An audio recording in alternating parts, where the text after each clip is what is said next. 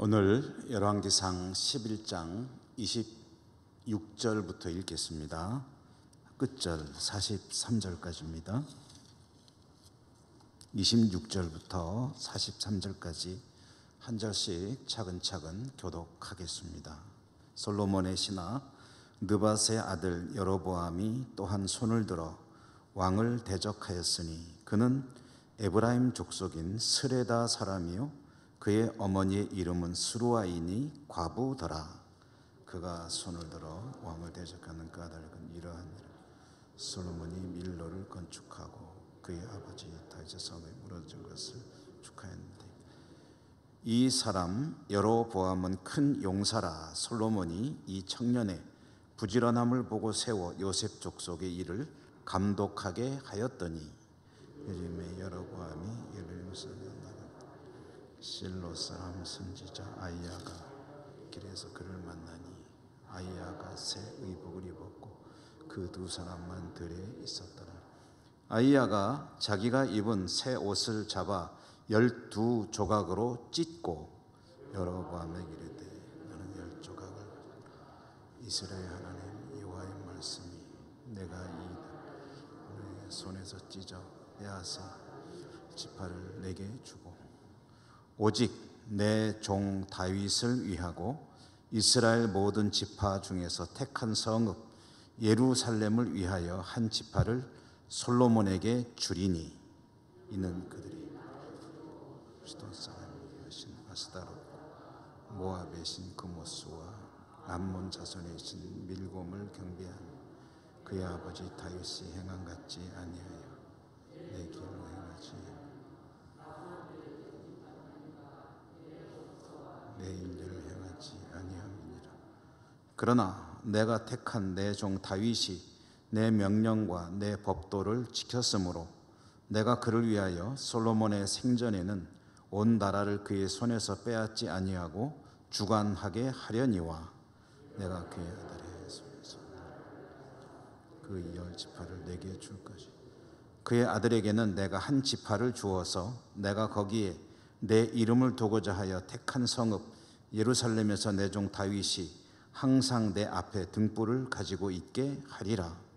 내가 너를 취하리 원하는 대로 다스려 이스라엘 왕이 되되 내가 만일 내가 명령한 모든 일에 순종하고 내 길로 행하며 내 눈에 합당한 일을 하며 내 종 다윗이 행함같이 내 율례와 명령을 지키면 내가 너와 함께 있어 내가 다윗을 위하여 세운 것 같이 너를 위하여 견고한 집을 세우고 이스라엘을 내게 주리라. 내가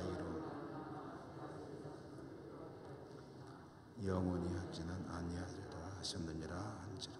이러므로 솔로몬이 여로보암을 죽이려 하매 여로보암이 일어나 애굽으로 도망하여 애굽 왕 시삭에게 이르러 솔로몬이 죽기까지 애굽에 있으니라. 솔로몬의 남은 서적과 지혜는 솔로몬의 실록에 기록되지.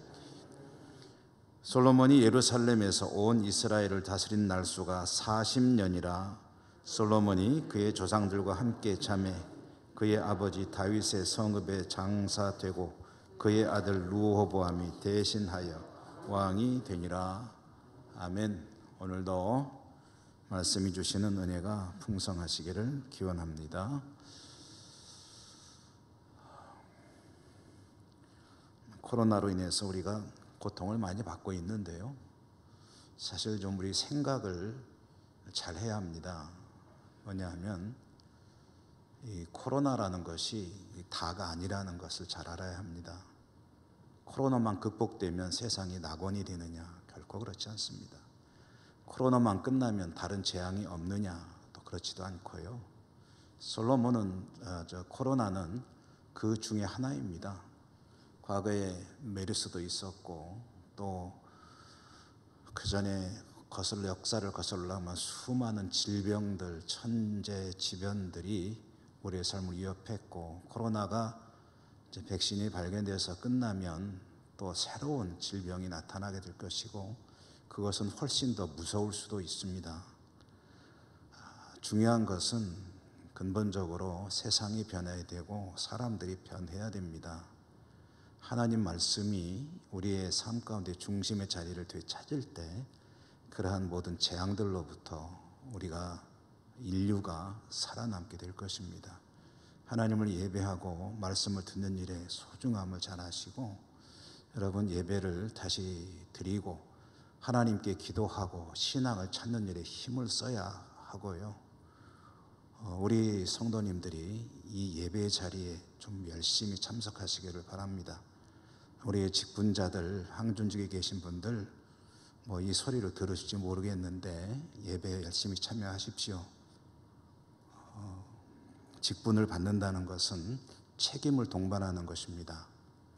책임을 동반하지 않는 직분은 허상에 불과합니다. 저는 수요 예배도 그렇고 우리 주일 예배도 그렇고 요즘에 우리 직분을 받은 분들의 참여율이 저조할 때 참 마음이 참 아픕니다. 우리 곁에 계신 분들, 동료들 또 친구들 잘 독려하셔서 예배 참여를 잘 누리고 그리고 예배 자리 잘 찾으시고, 먼저 믿는 사람들이 변하지 않고 어떻게 세상이 변하길 바라겠습니까? 우리의 모든 지금 문제들은 인간의 욕심으로부터 시작된 겁니다. 그거는 결코 부인할 수 없습니다. 코로나가 왜 창궐하고 있느냐? 거슬러 올라가면 사람이 욕심으로부터 시작된 겁니다. 그걸 누가 부정할 수 있겠습니까? 사람의 욕심을 무엇으로 막을 수 있겠습니까? 오직 하나님 말씀으로 돌아가는 것밖에 없습니다. 자, 오늘도 우리가 말씀을 집중해서 잘 들어보십시다. 열왕기상 1기 16번째 말씀을 읽었는데요, 솔로몬이 하나님 앞에 그 아버지 다윗과 같이 신실하지 못하고 우상을 섬길 때 어떤 일이 이스라엘에게 당도하게 들이닥치게 되었느냐 하면, 이미 사실은 하나님께서 솔로몬에게 나타나서 예고하셨습니다. 네 나라를 찢어서 네 신하에게 주겠다. 10덩어리는 내 신하에게 주고 너는 한 덩어리만 갖도록 하겠다. 근데 이 예고 이후에 제일 먼저 일어난 일이 뭐냐 하면은, 오늘 우리가 읽은 말씀과 지난 수요일에 보았던 말씀 사이에 한 단락을 제가 건너뛰었습니다.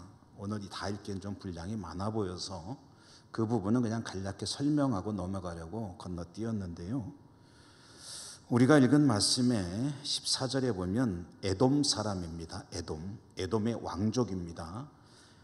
에돔의 왕족 하닷이라고 하는 사람을 하나님께서 일으키셔서 솔로몬을 대적하게 하셨다.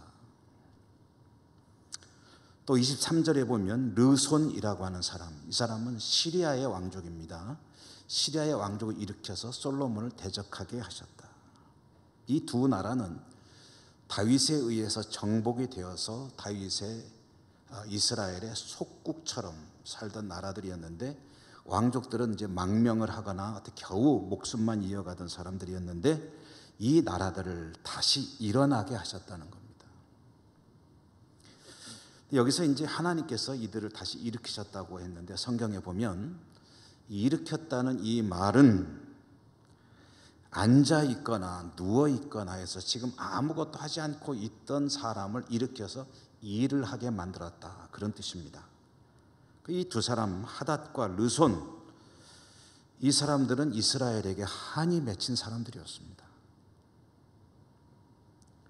그동안은 이스라엘의 위세에 눌려서 숨도 못 쉬고 겨우 목숨만 부지하고 있던 사람들인데, 누워서 마치 잠자고 무기력하게 누워 있었던 것 같은 사람들인데, 이 사람들이 다시 일어나서 활동을 할 수 있게 되었습니다.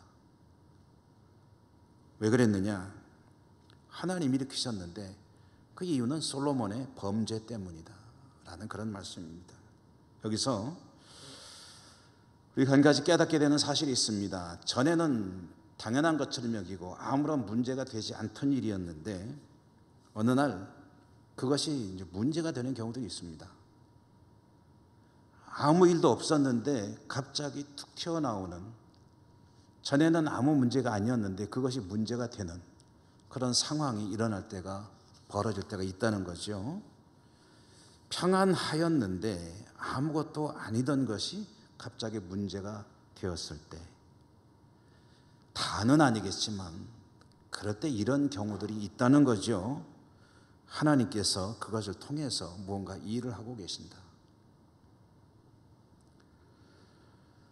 만약에 그런 상황을 만나게 되었을 때, 그렇기 때문에 그 일을 곰곰이 들여다보면서 여기에 하나님의 어떤 뜻이 들어있지는 않은가, 그래서 그것을 빨리 깨닫게 된다면 그게 바로 지혜입니다.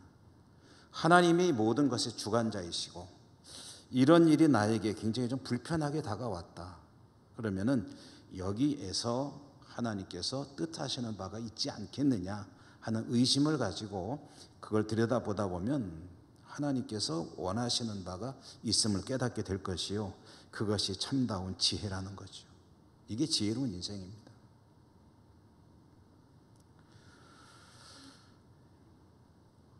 우리 건너뛴 이야기 속에 또 한 가지 놀라운 그런 숨어있는 사실이 하나 있는데요. 그게 뭐냐면 이제 에돔과 시리아 아닙니까? 에돔의 하닷, 그리고 시리아의 르손인데, 이 시리아는 이스라엘의 북쪽에 있습니다. 우리나라로 친다면 저 만주 쪽이고, 그리고 에돔은 남쪽에 있습니다. 우리나라 치면 저 일본과 같은 나라입니다. 그러니까 양 위아래에서 지금 압박을 하는 그런 형국이 된 건데요. 그런데 이 중에 남쪽에 있는 나라 에돔의 하닷이라고 하는 왕족, 다윗 때에 이 에돔을 정복해가지고 완전히 그냥 나라가 초토화가 됐거든요. 그때 정말 기적적으로 살아남은 핏줄이 하나 있습니다. 왕족이. 그게 바로 하닷이라고 하는 사람인데, 이 하닷이라고 하는 사람이, 왕족이 어디로 망명을 했냐면 이집트로 망명을 했습니다. 이집트의 바로에게 가서 자기 몸을 의탁했고 바로가 그를 도와줬습니다. 그를 키워주고 세력을 갖다가 지원을 했습니다. 그래서 이 이스라엘의 솔로몬의 골칫거리가 되게 된 셈인데요. 근데 여러분, 여기서 우리가 한 가지 생각을 해야 될 게, 이 에돔의 하닷을 도와주는 바로가 누구냐는 거죠. 바로가 바로 솔로몬의 장인 아닙니까? 솔로몬이 이집트의 바로의 딸 공주를 자기 아내로 삼았지 않습니까? 그러자 이집트의 바로가 이 이스라엘 땅에 들어와서 게셀이라고 하는 성을 공격해서 그 성을 정복해가지고 그거를 결혼 선물로 주었다라는 것을 우리가 벌써 한 두세 주 전에 봤잖아요. 그 솔로몬이 자기 나름대로 이집트 바로의 공주를 아내로 삼은 의도가 뭐냐 하면은, 이집트 바로라고 하는 이 막강한 힘을 자기 편으로 끌어들여서 자기의 든든한 뒷배로 삼고, 그리고 자기 나라도 자기도 이 거대한 힘을 통해서 뭔가 좀 든든한 그런 지위를 확보하려는 그런 의도였는데, 막상 바로 그 장인 바로가 솔로몬에게 가장 고통스러운 가시가 되는 그 이집트 그 에돔의 하닷을 도와주는, 뒤에서 지원하는 세력이었다라는 것을 보면은 이게 참 우스운 이야기죠. 안 그렇습니까? 솔로몬의 꾀가 얼마나 험한 것인지가 드러나지 않습니까? 솔로몬이 나름대로 꾀를 부려서 이집트의 바로를 자기 편으로 끌어들이려고 할 때, 바로가 솔로몬의 꾀에 노란하지 않는다는 거예요. 바로는 오히려 솔로몬의 세력이 너무, 아무리 자기 사위래도 세력이 너무 커지면 안 되니까 그 솔로몬을 견제하는 세력을 옆에다가 딱 붙여놓는 거예요. 그래서 이 에돔의 하닷으로 하여금 솔로몬을 견제하게 하는 세력을 만들게 되는데, 이런 것을 보면은 도대체 인간의 계산대로 되는 일이 뭐가 있겠느냐, 나름대로 구상을 하고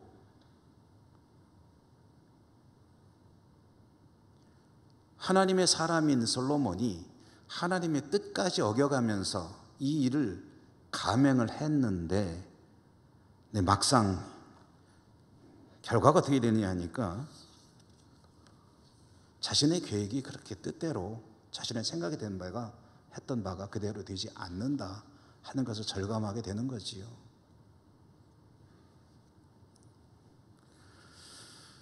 이 솔로몬이 나중에 나이가 들어서 아마 기록한 것으로 우리가 알고 있는데요. 이 솔로몬이 잠언의 저자 아닙니까? 잠언. 시편의 대부분은 이제 다윗이 지은 것이고 한 절반 정도, 또 잠언도 거의 대부분은 이제 솔로몬의 잠언이라 해가지고 솔로몬이 기록한 것으로 알려져 있는데, 그 중에 유명한 한 구절이 있죠. 잠언 16장 9절에 보면 사람이 마음으로 자기의 길을 계획할지라도 그의 걸음을 인도하시는 이는 여호와이시다. 사람이 자기 마음으로 뭔가 좀 꾀를 내고 계획을 하고 생각을 하고 하려고 하더라도 그의 그 걸음을, 발걸음을, 그게 잘 되느냐 안 되느냐 하는 것을 결정하고 이루시는 것은 결국 하나님이시다. 나는 이 말씀은 솔로몬 인생을 많이 살고 나서 결국 남아있는 자기가 인생을 통해서 건진 일종의 지혜 아닙니까? 그래서 기록한 것이 잠언 아닙니까? 근데 저는 그런 생각을 해요. 이 열왕기 말씀 이 대목을 묵상하다가 솔로몬이 바로 때문에 이런 글을 썼을 수도 있겠다. 자기는 이집트를 갖다가 자기 뒷배로 삼으려고 했는데 그 장인이 뒤통수를 치고 자기 옆에다가 떡하니 견제 세력을 심어놓을 줄 누가 알았겠나. 사람이 계획은 해도 결국 모든 것은 하나님이 주관하시는구나 라는 이런 어떤 지혜를 얻게 된 것이 아닐까 하는 생각을 합니다. 지혜로운 사람은 내가 경험한 것뿐 아니라 경험하지 않았어도 다른 이들의 그 지혜를 빌려서 내 삶에 잘 적용하는 것이겠죠. 여러분, 저나 여러분 우리들이 아무리 치밀하게 계획하고 빈틈없이 짜더라도 하나님께서 그것을 이루신 분이라는 것을 늘 기억하며 살 수 있기를 바랍니다. 그렇다면 우리 인생의 실패가 훨씬 줄어들게 되겠죠. 자, 이제 솔로몬이 이와 같은 일들이 벌어질 때 이때라도 좀 회개하고 하나님께 돌아와 신실한 과거의 신앙으로 돌아갔으면 얼마나 좋았을까 하는 그런 열왕기를 읽어가면서 그런 생각을 하게 되는데요. 자, 이제 그 다음 이야기, 오늘 우리가 읽은 말씀을 한번 그 얘기를 또 추려보도록 하십시다. 이스라엘의 남쪽에서는 에돔의 하닷이, 북쪽에서는 시리아의 르손이 압력을 가하는 그런 가시와 같은 세력이 되었지만 사실 이건 아무것도 아닙니다. 이제부터 벌어지는 일은 솔로몬이 땅을 치고 통곡할 일이 벌어지기 시작합니다. 무슨 얘기입니까? 솔로몬의 신하 가운데 여로보암이라고 하는 사람이 있다는 거죠. 이 여로보암이라고 하는 사람은 출신 성분으로 보면은 에브라임 지파의 사람이었다. 이 에브라임 지파라는 부족이 어떤 것이냐, 여러분 구약성경 읽으려면요 이 부족 관계도 조금은 이해해 두는 것이 필요합니다. 전통적으로 이스라엘은 남과 북으로 대체적으로 가나안 땅에 사는 동안에는 남과 북으로 대체로 나뉘어집니다. 이 남쪽에는 중심이 누구냐면은 다윗의 출신 부족인 유다 부족입니다. 그럼 북쪽의 중심 부족이 누구냐면은 많은 부족들이 주로 북쪽에 다 속해 있지만 그 중에서도 요셉의 둘째 아들인 에브라임의 부족 지파, 이 에브라임 지파가 부족의 중심이 되는 부족입니다. 에브라임에서 많은 인물들이 나오고 남쪽에서는 유다에서 많은 인물들이 나오게 되는데, 예수님도 이 혈통으로는 유다 지파 출신 아닙니까? 근데 이 여로보암이 에브라임 지파의 사람으로서 굉장히 촉망받는 인재였던 것 같습니다. 그래서 솔로몬도 그를 보니까 유능한 사람이거든요. 이 여로보암에서 중용을 했습니다. 솔로몬에게 그의 능력이 인정받아 중용되던 사람 여로보암이 예루살렘 성에서 이 일을 보고 퇴근하던 길에 아히야라고 하는 선지자를 길에서 만나게 됩니다. 이 아히야는 하나님이 여로보암에게 보내신 하나님의 종이에요. 아히야와 여로보암이 길에서 만났는데 아히야가 여로보암에게 참 희한한 퍼포먼스를 보여줍니다. 자기가 입고 있던 옷이 새 옷이었는데 그 옷을 12조각을 내가지고 그 중에 10조각을 여로보암에게 주더라. 그러면서 하나님이 나에게 이 말씀을 너에게 전하라 하셨다. 그러니까 이 10조각과 말씀이 합해져 가지고 하나님의 뜻을 계시하는 거예요, 여로보암에게. 그래서 하나님의 계획을 말해주는 거죠. 소위 말하는 신탁입니다. 하나님의 명령, 하나님이 주시는 그런 하나님의 계획, 하나님께서 전하시는 신탁, 그것을 요약해 보면 이런 내용입니다. 첫째로는 하나님께서 이 나라를 솔로몬의 손에서 뺏어가지고 그 뺏은 이 나라 중에 10지파를 너에게 주어서 내 나라를 삼을 것이다. 너를 왕으로 삼는다는 거죠. 그렇게 하시는 이유는 뭐냐면 우상 숭배 때문이다. 따라서 여로보암, 너는 앞으로 솔로몬과 다르게 다윗처럼 하나님 앞에 신실하게 하나님 명령을 잘 지키며 행하며 살아간다면 그럼 너에게 견고한 왕조를 허락해 주겠다 라고 말씀을 전하시는 겁니다. 다만 내가 내 종 다윗을 생각해서 솔로몬도 완전히 멸망시키지는 않고 한 지파는 그에게 붙여주겠다. 그리고 솔로몬 당대가 아니라 그의 아들 대에 이 일이 일어나게 하겠다. 내가 다윗의 집안에 지금 고통을 주지만 그러나 그것이 영원한 것은 아니다 라는 그런 말씀을 전해 주었습니다. 여기서 한 가지 우리가 좀 주목할 대목 중에 또 하나는 뭐냐면 이 아히야를 통해서 하나님께서 말씀을 주실 때에 오늘 말씀의 33절에 보면 우상을 섬기기 때문에 이와 같은 일을 행하신다고 하는데, 근데 뭐라고 그러셨냐면 솔로몬이 나를 버리고 우상들에게 갔다라고 하지 않고 그들이 나를 버리고 갔다라고 말씀을 하십니다. 여러분, 이거는 우리가 무심코 넘길 수 있는 대목이지만 사실은 잘 읽어보면은 왜 하나님이 이렇게 말씀하셨을까? 좀 의아한 대목이 아닐 수 없습니다. 원인 제공은 누가 했습니까? 솔로몬이 했잖아요. 하나님은 솔로몬이 나를 버리고 우상들에게 갔으므로 라고 말씀하지 않으시고 그들이 나를 버리고 갔으므로 라고 어떤 공동체 개념으로 말씀을 하신다는 거죠. 여기서 그들이 나를 버리고 라고 할 때 그들이 누구냐면은 이스라엘 백성들을 가리키는 거죠. 이게 무슨 소리겠습니까? 틀림없이 동기를 부여하고 원인 제공자는 솔로몬입니다. 솔로몬이 왕으로서 이방의 공주들을 데리고 오고 공주들이 출가해 올 때 뒤에다 수레에다가 우상을 싣고 달달달 끌고 오고 그 우상들을 갖다가 모시 신전을 올리브산에다가 쫙 짓다 보니까 한 개 두 개 짓다 보니까 그 산에 신전이 가득 차게 되고 그래서 만신전 수많은 신들을 섬기는 멸망산이 되어버렸다. 이 올리브산이, 감람산이. 이와 같은 일을 저지른 주도한 자가 누구냐면 솔로몬입니다. 그렇기 때문에 이런 범죄의 도화선이 된 것은 솔로몬인데, 근데 하나님은 그가 나를 버렸다고 하지 않으시고 그들이 나를 버렸다라고 말씀을 하시는 거예요. 그렇다면 하나님의 의도가 무엇이겠습니까? 이렇게 정리가 되는 거죠. 원인 제공은 솔로몬이 했지만 그러나 솔로몬이 그런 죄를 지었을 때 백성들이 솔로몬을 따라서 우상을 섬기게 되었기 때문에 내가 이와 같이 행한다라는 의미가 되겠죠. 가장 큰 죄인은 솔로몬이죠. 범죄자는.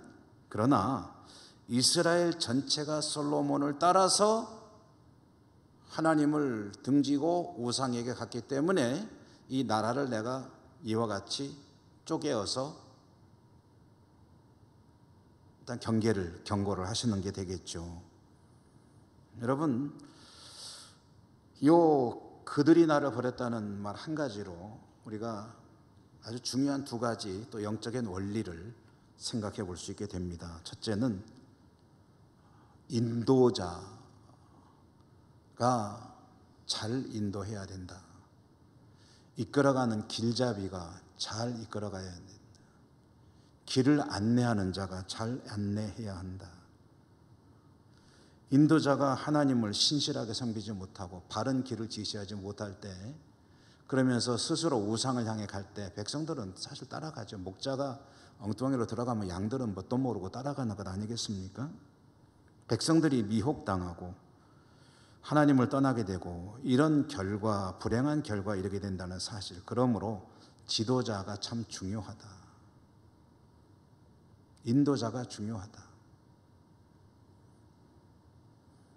복음서에 보면 시각장애자가 시각장애자를 인도하게 되면 둘 다 함정에 빠지게 된다.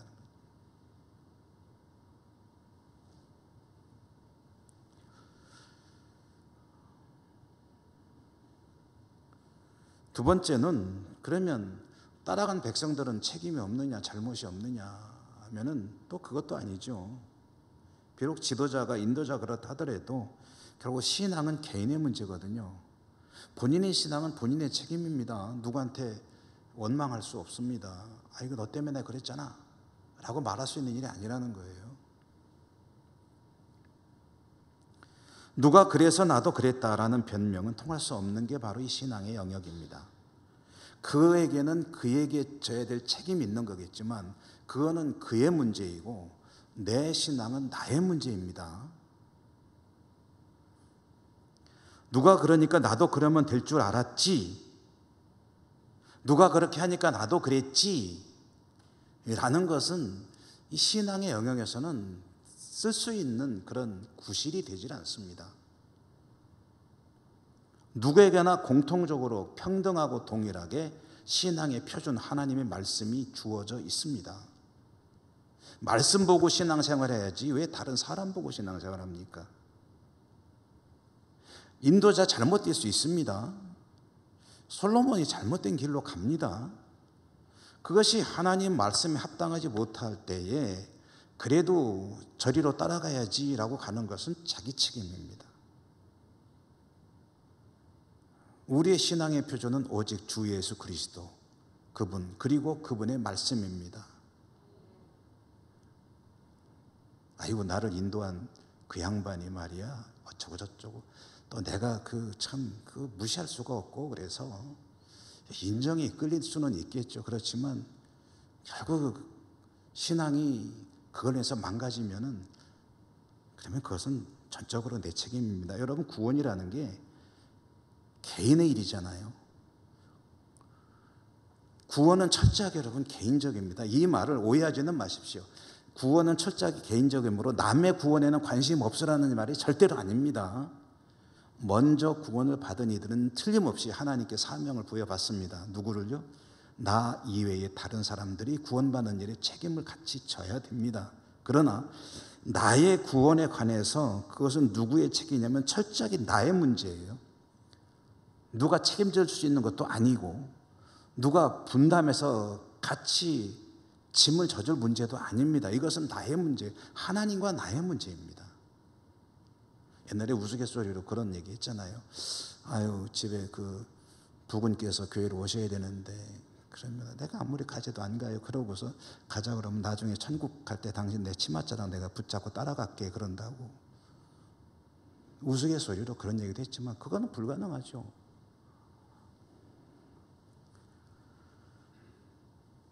믿음은 본인이 지키는 거고요, 다른 사람에 의해서 이루어지지 않는다는 사실. 솔로몬이 잘못해서 그렇게 따라가는데 한 번만 용서해 주세요 이런 건 안 됩니다.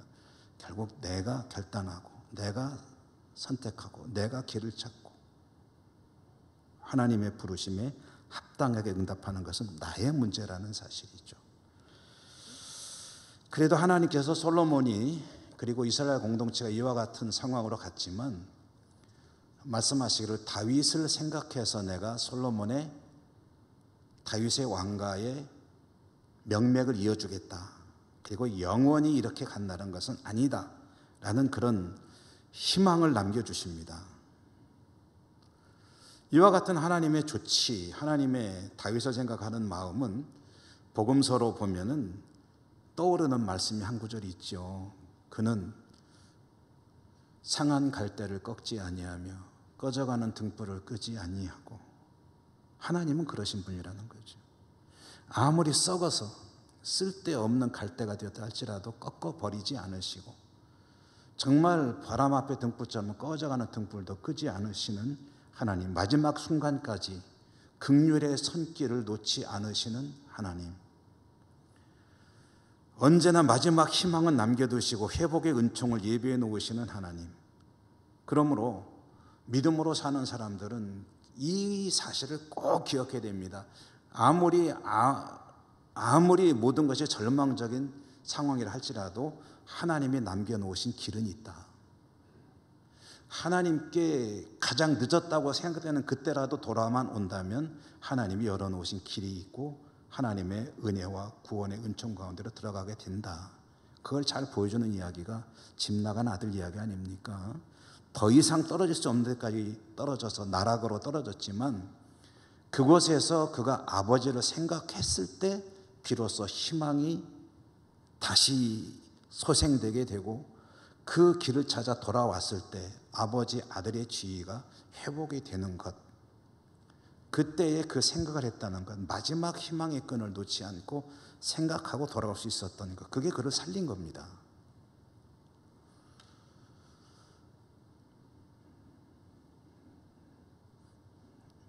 하나님은 이 유다 왕국이 결국은 돌이키지 아니하고 악의 길로 계속 갈 때에 에레미야를 통해서 선포하셨어요. 내가 이 나라를 심판하기로 결정했다. 그러니까 이제 쳐들어온다는 거죠. 바벨론에서 쳐들어와가지고 나라 망한다. 그러니 항복하지 말고 목숨이라도 반드시 건져라. 쓸데없이 개죽음 당하지 말고 상대가 안 되니까 싸우지 마라. 싸워봐야 다 죽는다. 그러니까 에레미야를 통해서 하신 말씀입니다. 에레미야가 한 말이 뭐냐면 나라는 망하기로 결정되어 있으니까 절대 대항하지 말고 항복해라. 그리고 살아남으라. 그리하면 하나님이 70년이 지나면 회복시켜 주실 것이다. 그 말씀을 하셨는데 그 하나님의 말씀이 아니라 자존심 때문에, 그리고 내가 생각하는 하나님은 그런 분이 아니야 라는 그런 영적인 오해, 오류들 때문에 저항하다가 얼마나 처참한 그런 일들을 당하게 됩니까? 왕조는 망해도 하나님의 백성의 맥은 이어지도록 하시는 것이 하나님의 계획이고 뜻입니다.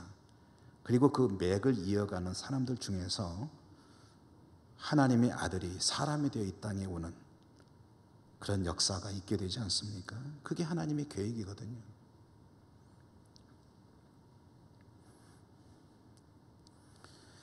하나님은 항상 마지막 희망의 등불을 끄지 않고 계십니다. 가장 늦었다고 생각되는 그때에 하나님께 돌아오면 구원의 역사가 다시 시작이 됩니다.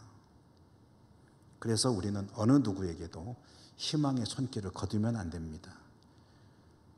복음을 전하거나 또는 어떻게 사람이 변하기를 기대하거나 내가 살아가고 있는 가정에서나 어디에서나 참 하나님의 역사가 일어나기를 바랄 때 아이 여기는 틀렸어, 저 사람은 틀렸어 하고 포기하면 안 됩니다. 혹시 구체적인 적극적인 행동을 못하더라도 품고 늘 기도해야 되는 이유가 거기에 있습니다. 자, 여로보암에게 이러한 신탁이 전해졌다, 선지자를 통해서 이와 같은 일들이 전해졌다는 소식이 솔로몬에게 들어갔습니다. 정보가. 솔로몬이 어떻게 했습니까? 이것은 쿠데타거든요. 그냥 둘 수 없죠. 그 소식을 또 여로보암이 들었습니다. 아이고 난 이제 여기 있으면 죽는구나 하고서 여로보암이 망명을 또 가는데 어디로 갔다고요? 이집트로 갑니다. 물론 이때는 이집트의 왕가는, 이집트도 왕조가 수없이 생겼다가 망하고 생겼다 망하고, 우리나라도 그랬잖아요. 고구려 백제 신라, 그 다음에 고려, 그 다음에 조선, 그 다음에 대한제국, 그리고 일제강점기 지나서 이제 지금은 대한민국 시대 아닙니까? 나라들이 계속 바뀝니다. 나라의 주인도 바뀝니다. 이집트라고 하는 나라도 이때는 솔로몬의 장인이 망하고 시삭이라고 하는 사람이 왕이 되었습니다. 그러니까 이제 솔로몬하고 그 어떤 그 관계는 끊어진 거죠. 어쨌든 여로보암이 이집트로 망명을 가가지고 이집트의 지원을 받아서 다시 나중에 돌아오게 되는데, 그것은 이제 우리가 르호보암 이야기를 보면서 보게 될 것입니다. 그런데 역시 여기서 다시 한번 솔로몬의 구상이 얼마나 허망한 것이었나, 결국 얼마 되지도 않은 그것 때문에 하나님을 배반하고 떠났더니 그 결과가 어떻게 되었느냐. 참 인간의 생각이 얼마나 바로 앞에밖에 못 보는 것인지를 솔로몬을 통해 그렇게 똑똑하다는 사람을 통해서도 우리가 보게 되지 않습니까? 그리고 오늘 마지막 41절, 42절, 43절은 솔로몬의 죽음 이야기입니다. 솔로몬이 아버지 다윗과 같이 40년간 왕노릇했더라. 그리고 그 뒤를 이어서 그 아들 르호보암이 왕이 되었더라. 그래서 우리가 다음 수요일부터는 또 르호보암의 이야기를 따라가면서 그 속에서 하나님이 들려주시는 이야기를 들을 수 있기를 바라는 마음입니다. 기도하겠습니다. 하나님께서는 왕들의 이야기, 또 이스라엘 백성들의 역사 이야기, 사람들의 살아가는 이야기를 통해서 우리가 가야 할 길을 들려주시고 제시해 주십니다. 어려운 시대입니다. 하나님의 말씀이 우리 가운데 이루어진다면, 인류를 새롭게 하신다면 이 모든 재앙들을 우리가 극복할 수 있을 터인데 할 수 있는 것이 아무것도 없습니다. 저 자신부터 말씀에 투철한 삶을 살 수 있도록 인도해 주시고, 우리 교회 공동체 예배가 회복되고 말씀이 회복되고 하나님 앞에 믿음으로 살아가는 우리 모든 예천교회 권속들, 식구들 다 되게 하시고, 우리 모두의 삶으로 인해서 예천이 구원받고 우리 민족이 구원을 받고 인류가 구원을 받을 수 있도록 축복하여 주시옵소서. 오늘 주신 말씀 가슴에 잘 담고 세상을 이기는 하나님의 사람으로 살아갈 수 있도록 인도하여 주옵소서. 예수님 이름으로 감사하고 기도드립니다. 아멘.